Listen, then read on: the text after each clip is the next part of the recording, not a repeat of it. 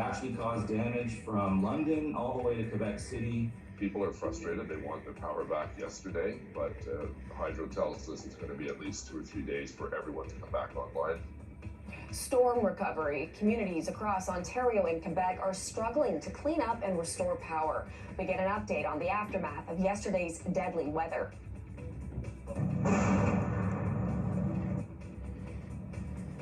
Fighting for control of Ukraine's Donbass. Russian forces are reportedly closing in on a key city. We'll take you through the latest developments on the front line. Hello, I'm Hillary Johnstone. You're watching CBC News Network. A major cleanup operation is underway across southern Ontario and Quebec. Severe thunderstorms rolled through yesterday, knocking out power for tens of thousands of people, and many won't have it restored for at least a few more days. Hydro officials say the damage to transmission lines is extensive, and it may take even longer to restore power in other hard-hit areas. The storms killed at least 7 people in Ontario and 1 person in Quebec. Homes and vehicles were damaged, and neighborhoods remain littered with downed trees and branches. CBC's Chris Ensing has more from Windsor. It crossed from Michigan into Ontario and just gained power as it ripped up through Ontario. By the time it hit Ottawa, we were dealing with a number of deaths. Police in Ottawa confirming today that a tree had fallen on a man at a golf course in the city's west end. In Peterborough, we're hearing about a woman who was killed after a tree fell on top of her during this storm. And what they were dealing with here were just winds that are really tough to put in perspective. 120 kilometers an hour reports in Ottawa, in Toronto for wind gusts during this storm, lasting about a half an hour in some places, a real burst of energy as far as what was packed into this. We're looking at trees that were powered or pushed over by this, those power lines that were pushed over by this. In Toronto, they were seeing hail that was the size of toonies.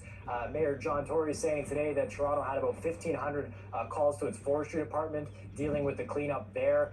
Power outages still exist for more than 100,000 customers in Ontario. That number at about 14,000 in Toronto right now. And when we look at what's happening as far as making things available for people, Ottawa says that it's set up a couple of shelters to make sure that people have access to a place where they can charge their phones, get those emergency devices ready to go as they look forward to what could be a long time before power is restored. The mayor also saying that they're going to have officials in those areas hardest hit. We have crews out. Police have been going to affected areas to make sure there's no problems, vandalism or theft or so on. We also have the fire department going into those hard-hit areas, knocking on doors to make sure people are okay. If they need any help, for instance, if someone's oxygen system is reliant on electricity, obviously the paramedics will be there to help them. You heard him talk about firefighters. The fire department in Ottawa confirming that they built a shelter to temporarily house animals that were trapped during this storm. The police saying a barn was destroyed in the area. And we also know that there's a state of emergency for the town of Uxbridge. They have about 20,000 people there. Earlier this morning, we heard the mayor on Facebook saying that there was the little power available in the community. And there's a team of researchers now looking to see if there was a potential tornado that touched down in Uxbridge, as well as southern parts of Ottawa. The CBC's Chris Ensing for us in Windsor, Ontario. And for more on the storm, we've reached Dave Barton, the mayor of Uxbridge. So Dave, thank you so much for making some time for us. Your community is under a state of emergency at the moment. So what types of support does Uxbridge need, and how dire is the situation right now? So we think this is going to be an extended emergency. We had a very significant weather event roll through the municipality. I think it covered most of southern Ontario, but it hit us particularly hard. And we've had extensive damage to municipal buildings, to multi-residential structures, to some commercial buildings, a couple churches, and then many single-family dwellings. So we're just trying to clean up from all of that. And without power, without electricity, we don't have phone lines.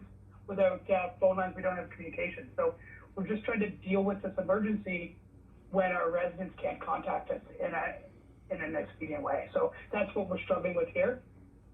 And Dave, we're just actually showing some images right now of what has happened in your community. Wondering if you have any information about whether or not people were injured in this as well, because some of these photographs are pretty incredible. Yeah, fortunately, there was very minimal injuries. Our hospital never became overwhelmed, and I think the majority, certainly weren't any life-threatening injuries with this. So we were very fortunate from that respect. Trees will regrow, buildings can be repaired, but injuries and the loss of life is a very serious concern. So right now, for us, it's all about getting things cleaned up, getting communications back with our residents, and to try and deal with many of those buildings that are unsafe to occupy. And I know it's still early, but do you have any sense of exactly how many homes or businesses or buildings have been damaged? We're doing assessments right now, so we've received some additional resources from additional municipalities. So we have building inspectors going with our fire crews, as we speak, to assess, the minimal and the large amounts of damage to our municipality.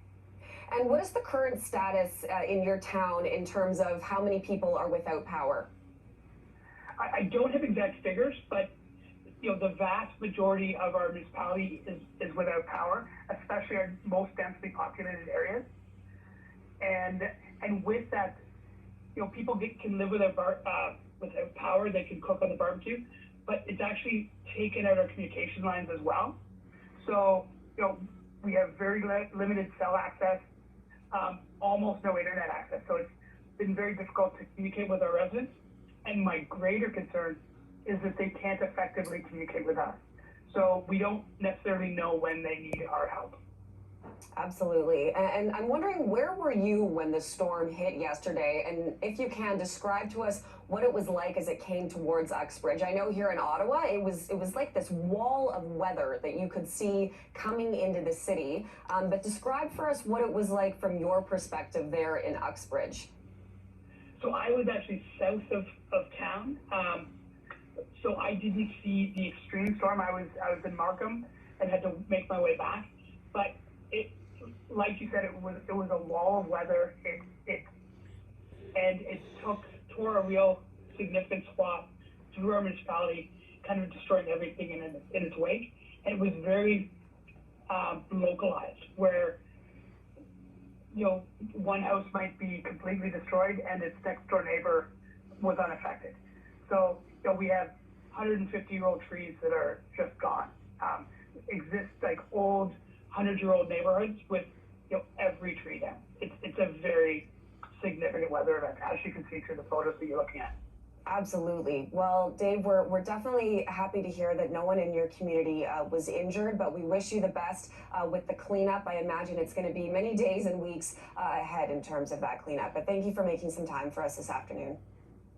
Thank you for reaching out. Dave Barton is the mayor of Uxbridge Township.